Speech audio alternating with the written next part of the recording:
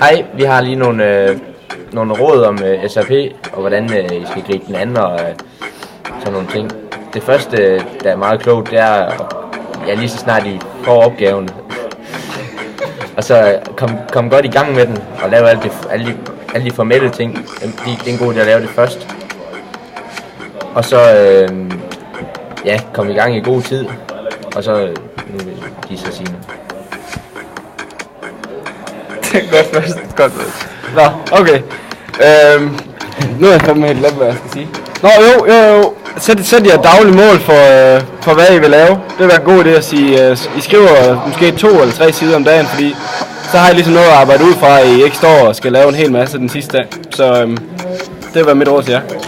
Og så inden jeg afleverer, synes jeg, det er en god idé, at I selvfølgelig læser korrektur på opgaven, læser den igennem en hel masse gange. Og måske også få nogle andre til at læse den igennem, som kan spotte nogle fejl, som I måske ikke gør, når I sidder og læser. Og mens I skriver, så er noget af det vigtigste, det er sådan set, som I nok også får at vide, det er, at det er sygt vigtigt at have en rød tråd igennem sin opgave. Og det skal man...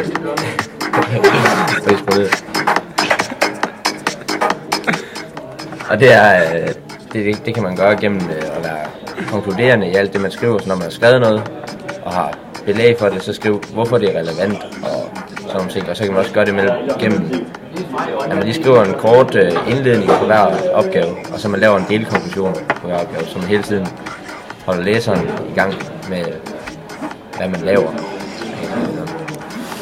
Og så skal jeg også undgå at skrive talesprog. I skal faktisk skrive tørt og fagligt. Det skal ikke være. I skal lade være med at skrive noget morsomt. Det skal være et videnskabeligt sprog, I bruger.